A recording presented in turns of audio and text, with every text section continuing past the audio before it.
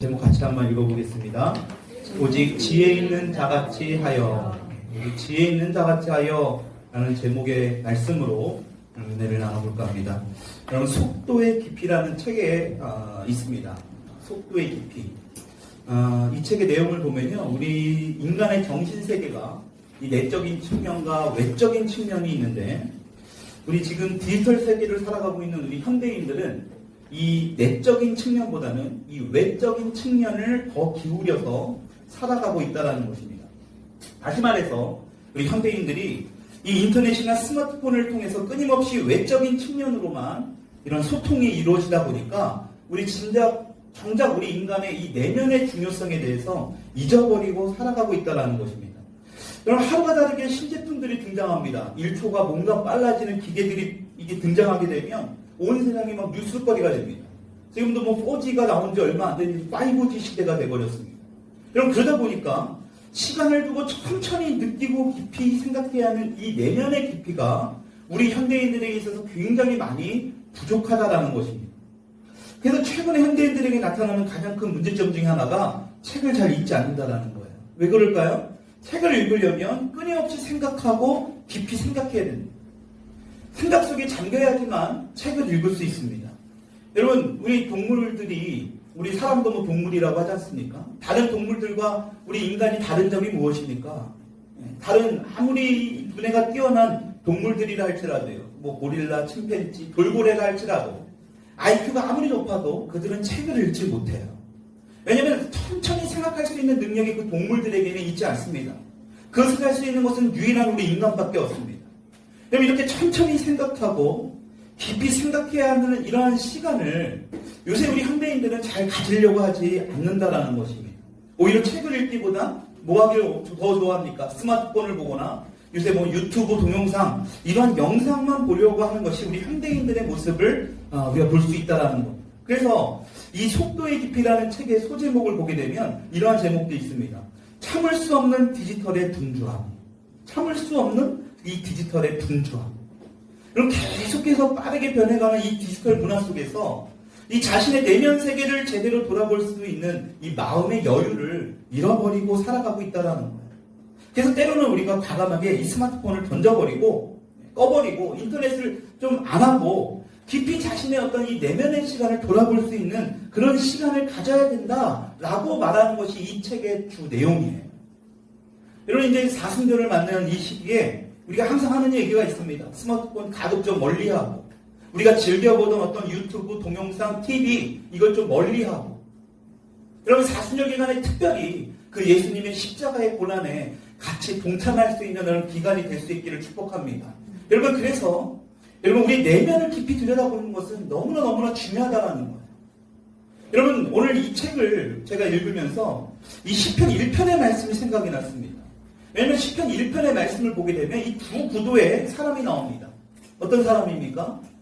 복 있는 사람과 또 어떤 사람이에요? 네, 악인들의 이야기가 나옵니다. 여러분, 이 복 있는 사람이라고 나오면서 이 복 있는 사람이 있고 여기에 대조되는 악인을 이야기하는 이야기가 바로 이 시편 1편 제일 먼저 등장하는 말씀이라는 거예요. 그런데 잘 살펴보면 이 시편 1편에 나오는 이 복 있는 사람은 이 지금 디지털 시대에 빨리빨리 막 바뀌어가고 뭔가 대처를 빨리 하고 뭔가 빨리빨리 움직이는 이러한 사람과는 좀 대조되는, 오히려 정적인 사람이 바로 이 복 있는 사람, 다시 말하면 지혜 있는 사람이라고 표현하고 있습니다. 여러분, 이 시편 1편 1절의 말씀 우리 같이 한번 읽어보겠습니다. 시작.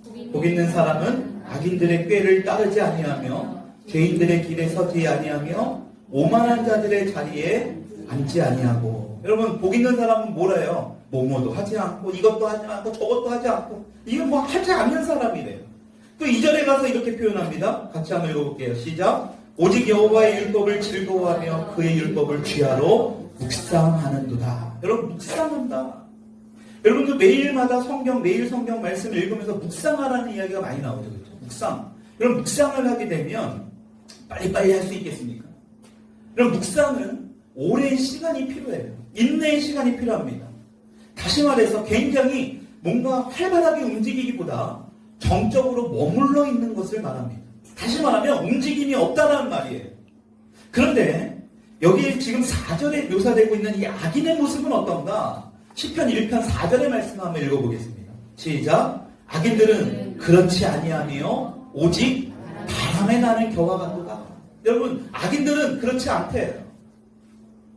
여러분, 시냇가에 심겨진 어떤 이 나무처럼 뭔가 이렇게 우직한 이것이 아니라 뭐랍니까? 바람에 나는 겨 같대요.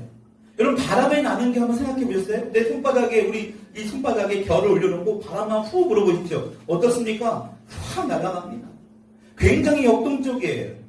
그때마다 민첩하고 빠르게 움직이는 것이 바로 이 바람에 나는 겨와 같은 것입니다.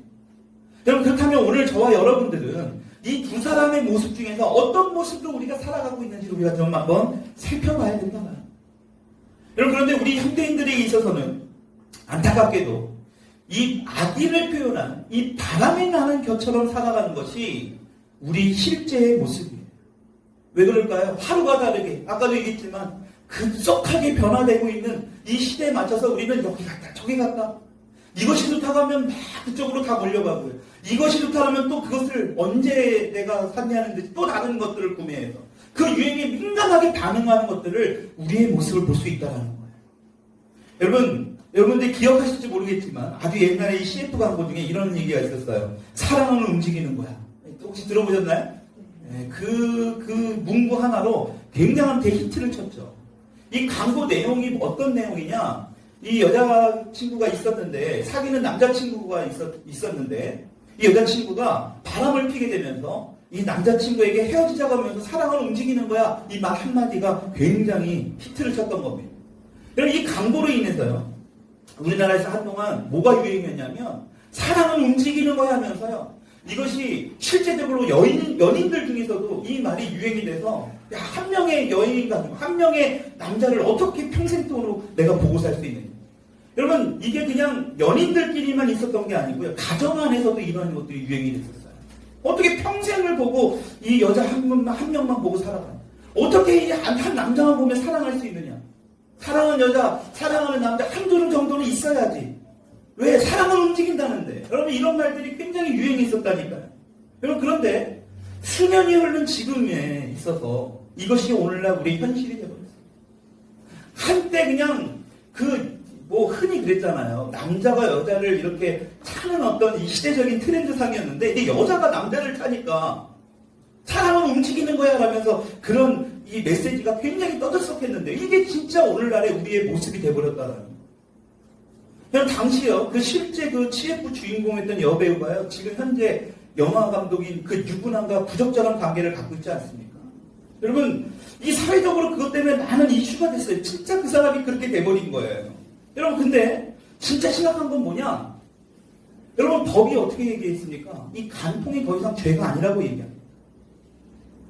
여러분, 이런 사회적인 현상이 있다 보니까요, 이 당사자들도 마찬가지고요, 그것을 바라보고 있는 우리들 또한 별로 그렇게 문제 있어 보이지 않아요. 죄악처럼 여기지 않는다라는 거예요. 여러분, 그런데 이 사랑은 움직이는 것이라는 이 말이 오늘 시편 말씀에 본 이 바람에 나는 겨와 같다라고 우리 생각 들지 않습니까? 활동적으로 뭔가 활발하게 움직이는 것 같지만 내 유익에 있어서 그 어떤 다른 사람이 나타났을 때 옛날 사람을 버리고 뭔가 빨리빨리 움직이고 시대에 발맞춰서 그런 것 같지만 그 안에는 엄청난 문제가 있다는 거죠. 여러분, 바람에 나는 겨를 한번 상상해 보십시오.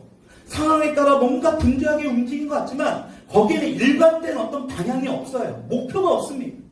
겉으로 보기엔 어떻습니까? 굉장히 역동적인 것처럼 보여요. 뭔가 센세이션하죠. 뭔가 남달라 보입니다. 어떤 중심을 가지고 있지도 않고요. 그러다 보니까 일정한 방향으로 나아갈 수도 없습니다. 열을 갔다 저리 갔다가, 이렇게 바람이 불면 저렇게 날아갔다가, 여기도 바람 불면 또 저리 갔다가, 어떤 이 방향도 없이 제자리에서 계속 돌고 있는 것을 볼 수 있다는 거예요. 여러분, 그런데 시편 1편 3절 말씀에 이 복 있는 사람은 이라고 하면서 시냇가에 심은 나무라고 말씀하고 있습니다. 시냇가에 심은 나무. 여러분, 사랑은 움직이는 것이라고 하지만 성경에 이 복 있는 사람, 나무처럼 움직임도 없고 어제도 그 모습이고 오늘도 그 모습으로 무직하게 있는 것을 바로 뭐라고 말씀하고 있습니까? 시냇가에 심은 나무라고 합니다. 여러분, 그것이 복 있는 사람이래요. 지혜 있는 자라는 것입니다.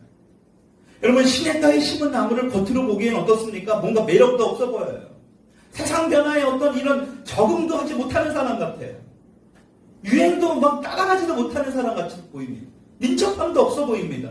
여러분, 답답해 보이지만 이 바람에 나는 겨와 시냇가에 심은 나무가 언제 결정적인 차이가 납니까? 여러분, 살짝 바람이 불 때, 이 미풍이 불 때는, 바람이 살살 불기 시작할 때는 이 바람에 나는 겨가요, 뭔가 더 매력적으로 보여요. 왜? 상황에 따라 잘 움직이기 때문에. 여러분, 그런데 잘 보십시오. 조금만 강풍이 불어닥치게 되면 바람에 나는 겨는 어떻습니까? 흔적도 없이 날아갑니다. 조금만 센 바람만 불어버리면요, 이 바람에 나는 겨는요, 아예 우리가 눈으로 찾아볼 수 없는 거예요. 여러분, 거기에 반해 묵직하고 묵묵히 서 있는, 어제도 그렇고 오늘도 그렇고 시냇가에 심겨진 그 나무처럼 그런 모습으로 살아가는 사람들은 어떻습니까? 강풍이 아무리 불어닥쳐도요, 땅에 깊이 뿌리 박혀 있는 그 뿌리 때문에 어떻습니까? 요동하지 않는 거예요. 여러분, 이것이 바로 성경이 말하는 복 있는 사람, 지혜 있는 사람이라는 거죠. 여러분, 그냥 무식하게 내 감정대로 내가 조금 은혜 받았다고 해서 말이죠, 내가 하나님 말씀 열심히 읽다가 내가 은혜가 좀 떨어지면 언제 내가 하나님의 말씀 보았다는지 이전의 모습으로 돌아가는 바람에 나는 겨와 같은 모습이 아니라, 그냥 하나님의 말씀에, 그냥 목사님이 그렇게 이야기하고 하나님의 말씀 그렇게 하면 그냥 지그치 우직한 모습으로 살아가는 그 모습. 여러분, 그것이 바로 성경은 복 있는 사람, 바로 지혜 있는 사람이라고 말씀합니다. 여러분, 오늘 이 말씀을 통해 우리의 모습을 좀 살펴봐야 돼요. 우리 부모님들 특히 우리 아이들에게 어떤 모습을 보여줘야 됩니까? 여러분, 우리 부모가 바람에 나는 겨와 같이 이리 흔들리고 저리 흔들리게 되면 이 자녀들도요, 일관된 교육을 할 수가 없습니다. 내가 은혜 좀 받으면, 야, 우리 교회 가야 된다, 말씀 읽어야 된다, 야, 우리 같이 기도하자. 그러다가 은혜가 떨어지면 어떻습니까? 야, 교회가 무슨 웬 말이야, 공부해야지. 야, 지금 너가 돈 버는 게 더 중요하지, 예배가 중요해. 이런 모습으로 우리가 얼마든지 이 자녀 교육을 할 수 있다는 거예요. 이게 바로 뭡니까? 바람에 나는 것처럼 방향도 없어요. 중심도 없습니다. 이러한 신앙생활을 우리가 할 수 있다는 것입니다. 여러분, 오늘날 우리 교회에 세상 사람들에게 손가락질 당하는 많은 원인 중에 하나가 우리 신앙생활의 모습을 그들이 막 보고 있다는 거예요. 여러분, 안 그런 것 같죠? 여러분, 예수 믿는다고 하면은 뭔가, 내가 저 사람에게 어떻게 비춰질까 별로 신경도 안 쓸 것 같고 막 이러잖아요. 그렇죠? 여러분, 그렇지 않습니다. 오히려 더 그들은 지켜보고 있어요. 여러분, 유익을 쫓아다니고 나만 부자면 되고 나만 건강하고 나만 잘 살고 나만 편안하게 살려고 하는 이런 바람에 나는 겨와 같은 신앙의 모습이 있지 않은지 오늘 우리는 살펴봐야 된다는 것입니다. 여러분, 그러나 빨리빨리 움직이지는 못하지만 묵묵히 자기 할 일을 이렇게 감당하면서 시냇가에 깊이 심겨진 나무와 같은 모습으로 중심을 잡고 살아가면서 가정을 위해서 기도하고 교회를 위해서 또 나라를 위해서, 여러분, 지금 기도해야 될 때 아닙니까? 이 바이러스 때문에 온 난리가 났잖아요. 경제적으로도 이 나라가 뭐 나한테 해준 게 뭐 있어요? 여러분, 착각하고 있는 거예요. 나라 경제가 붕괴가 되면 그것은 우리 가정에도 우리 교회에도 밀접한 관계가 있는 겁니다. 여러분, 기도해야 될 때예요.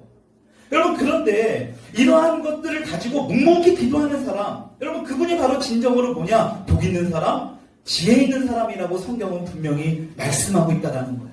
여러분, 그래서 오늘 이 주일에 저와 여러분들이 바로 이 시냇가에 심은 나무의 모습처럼 살아갈 수 있기를 주님의 이름으로 축복합니다. 이번 한 주간도요, 바람에 나는 것처럼 사는 게 아니라 우직한 이 시냇가에 심겨진 나무처럼 살아가는 겁니다. 여러분, 그렇기 때문에 오늘 이 본문 말씀이 굉장히 중요하다는 것. 에베소서 5장 8절의 말씀 우리 같이 한번 읽어보겠습니다. 네, 여러분, 성경에 보면 에베소서 5장 8절 같이 한번 읽어볼게요. 시작. 너희가 전에는 어둠이더니 이제는 주 안에서 빛이라. 빛의 자녀들처럼 행하라. 여러분, 이 말씀의 의미가 뭡니까? 여러분, 우리는 여전히 자격이 없다라는 거예요. 여러분, 여전히 우리는 뭐하다라는 거예요? 미숙하다라는 거예요. 부족하다라는 것입니다. 근데 하나님께서는 뭐라고 부르십니까? 너희가 전에는 어둠이지만 이제는 뭐래요? 주 안에서 빛이라. 너희는 빛이라고 말씀하고 있는 거예요. 저와 여러분들은 빛이래요. 여러분, 이것을 신학 용어로 뭐라고 얘기하냐? 바로 칭의라고 합니다. 칭의. 우리는 의롭지 않지만 뭡니까? 빛이라고 말하기도 턱없이 부족하지만 주님께서 누구 때문에? 바로 독생자 예수 그리스도 때문에 우리를 의롭다라고 인정해 주신다는 거예요. 우리 스스로 의로움을 내세울 수가 없어요. 하나도 없어요. 우리는 죄인이기 때문에. 그럼에도 불구하고 하나님이 뭡니까? 독생자 예수 그리스도의 십자가의 못 박힘을 통해서 우리를 의롭다라고 인정해 주신다는 거예요. 여러분, 그것을 오늘 에베소서 말씀에 뭐라고 말씀하느냐? 너희는 빛의 자녀다. 우리 한번 따라해 봅시다. 나는 빛의 자녀다. 중요한 거예요. 여러분들이 오늘 다른 말씀 다 잊어버리시고 내가 하나님 앞에 빛의 자녀라는 이 말씀만 부여잡고 한 주간도 살면요, 여러분 이 바람에 나는 겨와 같은 신앙생활을 할 수가 없어요. 내가 빛의 자녀라는 것을 확신히 알고면요, 여러분 시냇가에 심은 나무처럼 무지익하게 하나님의 말씀 붙들고 살아갈 수밖에 없다라는 거예요. 여러분, 그러면서 오늘 읽은 본문 말씀 15절에 우리 같이 한번 15절 다시 한번 읽어볼까요? 시작. 그런즉 너희가 어떻게 행할지를 자세히 주의하여 지혜 없는 자같이 하지 말고 오직 지혜 있는 자같이 하여. 여러분, 여기 15절에 접속사가 뭐가 나옵니까? 그런즉이라는 접속사가 나와요. 여러분, 그런즉이라는 이 접속사를 통해서 하나님께서 우리에게 주시고자 하는 말씀이 뭐냐? 너희가 어떻게 행할지를, 우리가 어떻게 해야 하는지를 말씀해주고 있다는 거예요. 그런즉 너희가 어떻게 행할지를 자세히 주의하여. 여러분, 지금 그런즉이라는 이 접속사를 통해서 무엇을 지금 말씀하고 있는 거냐? 자격 없는 우리에게 너희가 빛이라는 어떤 은혜를 받았다라면 그런즉 어떻게 살아야 하는지를 말씀하고 있다는 거예요. 다시 말해, 우리가 이 땅에서 어떻게 행해야 할지를, 이 땅에 살면서 너가 어떻게 살아야 하는지를 자세히 주의하는 태도를 가져야 한다라는 것입니다. 우리가 이 땅을 살아가는데 빛의 자녀로서 살아가는데요, 자세하게 주의해서 살아가야 된다는 거예요. 이 구절의 영어 성경을 보게 되면 뭐라고 표현하냐? Be very careful이라는 단어를 사용합니다. Be very careful. 이 문구를 사용해요. 여러분, 그냥 careful이 아니라 그냥 careful 정도만 썼으면 그냥 조심하는 정도, 주의 깊게 그냥 이 정도로 이 세상을 살아가면 된다고 볼 수 있지만 분명히 말하는 것은 very careful이에요. 여러분, 빛의 자녀인 우리가 가져야 하는 가장 중요한 덕목 중에 하나가 뭐냐? 조심 정도가 아니라 마치 이 세상을 살얼음판을 걷듯이 be very careful 하면서 살아가라는 거예요. be very careful. 여러분, 그러니까 구원받았다고 우리 마음대로, 우리 뜻대로, 내가 하고 싶은 대로 그렇게 살아가는 게 아니라 매우 조심조심하면서 살아가라는 거예요. 우리 행동 하나를 하더라도, 우리가 언어를 하나를 하더라도, 우리가 신앙생활을 하더라도, 우리가 사람들과 교제를 할 때도 조심조심하면서 살아야 된다. 여러분, 그러면서 계속 뭐라고 말씀하고 있느냐? 우리 지혜 없는 자같이, 여기 부분부터 같이 읽어볼게요. 시작. 지혜 없는 자같이 하지 말고 오직 지혜 있는 자같이 하여. 오늘 본문에서 말씀하고 있는 이 지혜가 있고 없음의 기준이 바로 뭐냐? Be very careful이라는 거예요. 여러분, 우리가 얼마나 우리 삶 속에서 신중하게 살아가고 있는지, 아니면 가볍게 즉흥적으로 별로 생각도 하지 않고 그냥 쉽게 이렇게 살아가고 있는지, 여러분, 이게 바로 뭐냐? 지혜가 있고 없음의 결정적인 기준이 된다는 거예요. 내가 지혜 있는 자냐 아니냐라고 보는 것은 바로 뭐냐? 내가 별로 이게 심각하고 뭔가 신중하고 깊이 있게 생각하느냐 하지 않느냐의 그 차이라는 것입니다. 여러분, 신중하게 살아가면서 이 지혜로운 삶을 산 대표적인 성경의 인물이 있습니다. 여러분, 누구냐? 바로 다윗이에요. 여러분, 다윗은 너무나 잘 알다시피 너무나 억울한 일을 당하게 됩니다. 자신은 아무런 잘못도 하지 않았어요. 오히려 이 사울왕을 도와줬는데 오히려 이 사울왕이 이 다윗을 죽이려고 합니다. 이 죽을 고비를 여러 번 겪게 되는 이 다윗. 여러분, 그럼에도 불구하고 다윗이요, 이 즉흥적으로 자기 마음대로 산 게 아니라 굉장히 신중하게 살았다라는 거예요. 여러분, 다윗이 어찌 보면 원수라고 볼 수 있는 사울을 죽일 수 있는 기회가 여러 번 있었잖아요. 여러분, 그렇죠? 즉흥적으로, 그런데 감정적으로 이 사울을 죽였습니까? 그러지 않았다는 거예요. 다윗은 be very careful. 아주 신중하게 살았다는 거예요. 여러분, 하나님은 이러한 다윗을 어떻게 생각하셨습니까? 자기의 감정대로, 그냥 자기의 뜻대로가 아니라 하나님의 뜻을 구하며 신중함을 산 사람, 이 다윗. 여러분, 그러니까 하나님이 뭐라고 말씀합니까? 너는 내 마음에 합한 자다. 내 뜻대로, 내 마음대로, 내가 하고 싶은 대로가 아니라 정말 하나님의 말씀대로 하나님의 뜻을 구하며 살았다라는 거예요. 여러분, 그렇게 살았던 다윗에게 엄청난 놀라운 일이 일어나게 됩니다. 사무엘상 18장 15절 말씀 우리 같이 한번 읽어볼까요? 시작.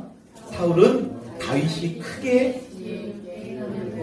그를 두려워하였어요. 여러분 잘 보십시오. 사울은 다윗이 크게 어떻게 함으로? 지혜롭게 행함을 보고 그를 두려워하였으나.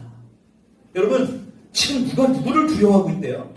사울이 다윗을 두려워하고 있대요. 여러분, 지금 칼에 손을 쥔 건 누굽니까? 다윗이 아니라 사울이에요. 지금 온 군대를 이끌고 다윗을 죽이려고 달려든 것은 사울입니다. 그 나라의 이스라엘의 지금까지는요, 아직까지는 왕이 사울이에요. 최고의 권력을 가지고 있는 사울입니다. 근데 지금 도망다니고 힘이 없는 다윗을 누가 두려워하고 있대요? 사울이 두려워하고 있대요. 다윗이 사울을 두려워한 게 아니라 사울이 다윗을 두려워하고 있다는 거예요. 여러분, 이게 바로 우리 믿는 자의 모습이 되어야 할 줄 믿으시기 바랍니다. 이 믿는 자의 모습이 바로 이런 모습이 되어야 돼요. 세상에 말하는 어떤 총칼을 쥐려고 몸부림치는 게 아니라 아무것도 가진 건 없어요.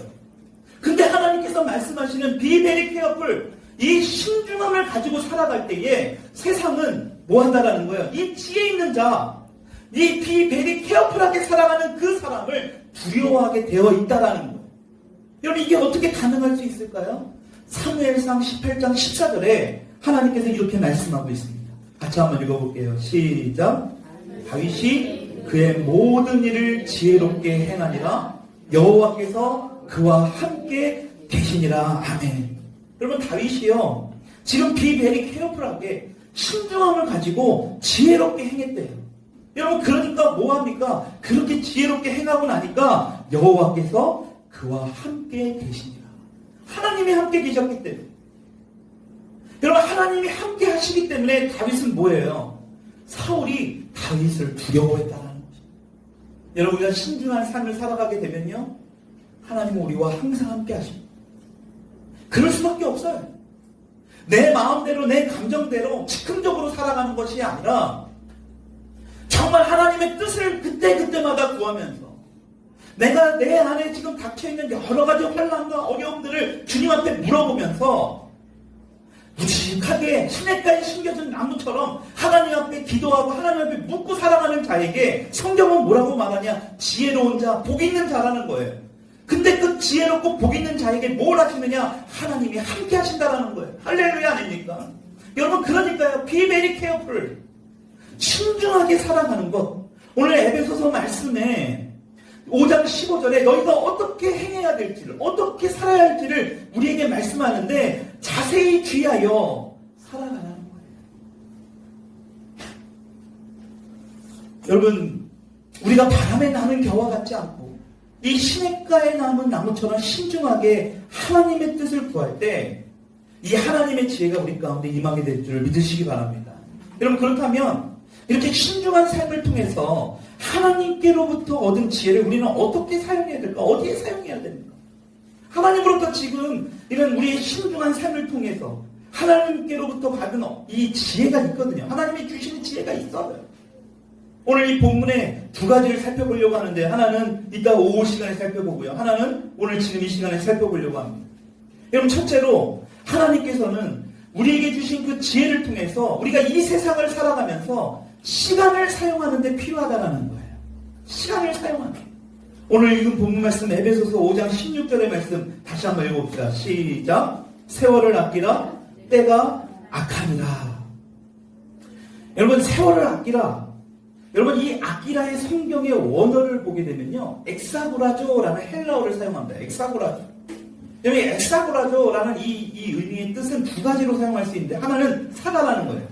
그러니까 사다로 해석을 하게 되면 이 세월을 아끼라고 해석할 수 있지만, 세월을 사라, 다시 말하면 기회를 네가 잡아라, 이렇게 해석할 수 있습니다.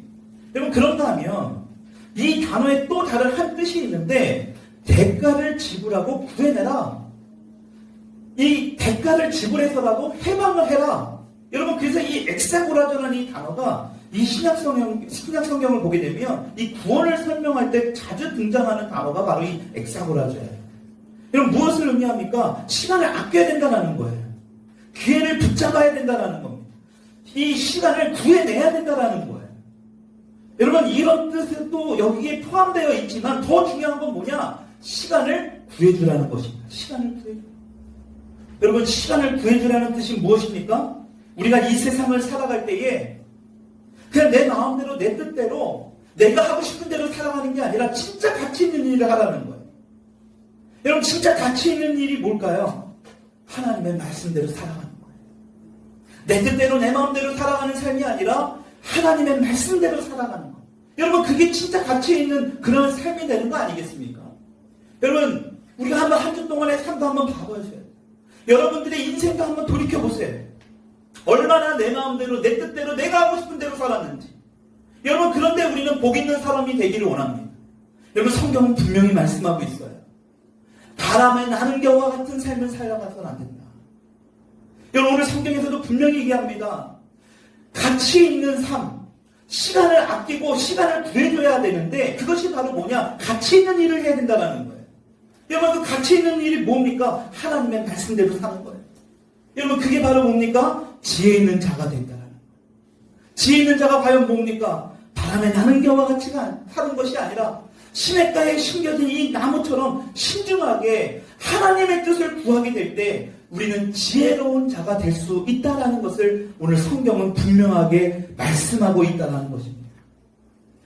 여러분 이 성경을 보게 되면 이 탕자의 비유의 이야기를 우리가 볼 수 있어요. 그렇죠? 그럼 둘째 아들. 여러분 탕자의 비유에서 보면 이 둘째 아들이 이 아버지가 돌아가시지도 않았는데 유산을 상속을 받으려고 합니다. 그렇죠? 상속을 돈을 받아요. 여러분 그 돈을 통해서 방탕한 삶을 살면서 다 써버리게 돼요. 여러분 성경을 보게 되면 이 탕자의 아버지의 마음을 진짜 아프게 한 게 뭔지 아십니까? 둘째 아들이 재산을 다 써버린 것이 중요한 게 아니에요. 그게 마음을 아프게 한 게 아닙니다. 여러분 그게 왜 중요하지 않은 것을 알 수 있을까요? 이미 아버지는요 엄청난 부자였기 때문에. 이 탕자의 아버지는 돈이 너무나 많았어요. 얼마나 부유했는지 둘째 아들이 그렇게 돈을 다 썼는데도 그 아버지는 여전히 부자였다는 거예요. 그래서 탕자가 돌아왔을 때 뭐합니까? 송아지도 잡고요. 손에는 그 가락지 반지도 끼워주는 것을 볼 수 있지 않습니까? 여러분 이것만 보더라도 이 탕자의 아버지는요 엄청난 부자였다는 거예요. 여러분 그런데 이 탕자의 아버지가 진짜 마음 아팠던 건 뭔지 아십니까? 진짜 그 아버지가 마음 아팠던 것은 진짜 너의 그 한 번뿐이 없는 이 젊은 인생의 이 시간을 다시 돌이킬 수 없다라는 그 사실이 너무나 마음이 아팠던 거예요. 그 둘째 아들이요 다시는 그 젊은 시절 방탕하게 살았던 그 시절 얼마나 시간이 아까운 시간입니까? 여러분 그 시간이 다시 돌아올 수 없다는 그 사실이 이 탕자의 아버지는 너무나 마음이 아팠던 거예요. 여러분 우리가 눈에 보이는 죄 여러분 이런 죄를 짓는 것도 굉장히 문제 있는 거예요. 그런데 눈에 보이지 않는 이 시간을 마음대로 사용하고 여러분 우리가 시간을 관리하지 못하는 것 또한 이 탕자가 지었던 여러 가지 죄악 중에 굉장히 큰 죄악이라는 거예요. 왜냐? 하나님께서는요 우리에게 물질은요 아무리 하나님이 원하시면요 필요할 때 언제든지 주실 수 있어요. 제가 어떤 책에 그런 것을 봤습니다. 뭔가 하나님 앞에 간절히 기도하는데 하나님이 주시지 않습니까? 그러면 이렇게 알래요. 뭐냐? 하나님이 여러분들에게 그것이 필요하지 않기 때문에 주시지 않는 거라는 거예요. 여러분 우리에게 돈이 필요하면요 하나님은 언제든지 부어주신다니까요. 왜? 다 하나님 거니까요. 얼마든지 하나님이 마음먹은 대로 다 공급해 줄 수 있는 분이에요. 여러분 믿으십니까? 여러분 그런 하나님을 우리가 믿는 거 아닙니까? 근데 문제는 뭐냐? 한 방뿐이 없는 이 땅에서의 삶, 그 시간은 하나님이 되돌려 주실 수 없어요. 여러분 어린 우리 아이들부터 연세가 드신 여러분들 바로 지금 이 시간이 가장 우리 인생에서 젊은 시간이에요. 연세 드신 분들과 상담을 하다 보면 항상 그런 말씀을 해요. 10년만 젊었으면 20년만 젊었으면 그 얘기는요 항상 했던 말이거든요. 우리가 살면서 그 얘기는 항상 했던 이야기입니다.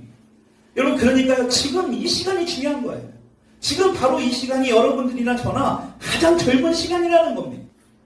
여러분 성경은 분명하게 말씀하고 있다는 거예요. 오늘 우리는 be very careful 매우 신중하게라는 이 말씀이 우리 마음에 깊이 새겨질 수 있기를 축복합니다.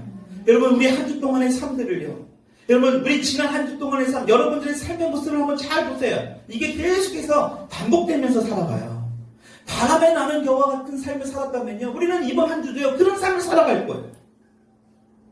이 사람이 좋다고 하면 저리 기웃하고, 내 마음이 별로 마음에 가지 않으면 교회도 별로 오고 싶어 하지 않고 내 마음 내 뜻대로 살아가는 거예요.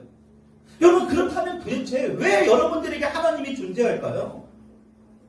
내 마음대로 내 뜻대로 살아. 우리가 찬양도 했습니다.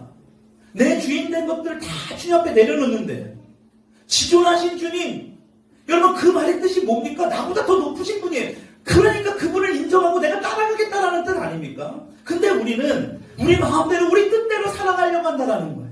모처럼요, 바람에 나는 겨와 같이. 저도 그렇습니다. 한 주 동안의 삶을 돌아보면 하나님의 말씀은 알고 있지만 그것을 일부러 모르는 척하고 내 뜻대로 내 의지대로 살아가려고 하는 모습이 저에게도 아직까지 있어요. 그것이 괴로운 거예요. 제가 목사가 아니었다라면 그냥 넘어갔을 수도 있었을 것 같아요. 근데 찔리죠. 괴로워요. 아내를 내 몸처럼 사랑하라고 했는데 그러지 못한 저의 모습을 볼 때 괴로워요. 그러나 하나님은 분명히 말씀하십니다. 시냇가에 심은 나무처럼 신중하고 진중하게 살아가요. 모든 일을 대할 때 시간을 아끼면서 이 땅에 가치 있는 일을 하면서 너가 살아가라. 그렇게 될 때 뭐 하신다라는 거예요? 다윗처럼 하나님이 우리와 함께 하신다는 거예요. 여러분, 저는 여러분들에게 목사로서 또 우리 더일교회 성도님들로서 분명하게 말씀드리고 싶어요. 바람에 나는 겨처럼 살지는 않아요. 시냇가에 심겨진 나무처럼 살아갈 수 있는 저와 여러분들이 되기를 주님의 이름으로 축원합니다. 여러분, 도전받으셔야 돼요. 매일같이 쏟아지는 귀한 말씀들이 있죠. 근데 실질적으로 우리의 삶은 계속해서 바람에 나는 겨처럼 살아간다면 그것은 아무 이유가 없습니다. 내가 도전해야 돼요. 결단해야 돼요. 또 넘어졌습니까? 괜찮아요. 오늘 주님이 뭐라고 말씀하세요? 너희가 전에는 어둠이더니 이제는 뭐래요? 빛이라. 빛의 자녀들이라는 거예요. 빛의 자녀들이니까 너희들이 그렇게 살면 안 된다는 거예요. 시간을 아끼면서, 시간을 잘 구해내면서 매우 신중하게 마음에 깊이 여러분들의 삶에 새겨질 수 있는 이 한 주간이 될 수 있기를 주님의 이름으로 축원합니다.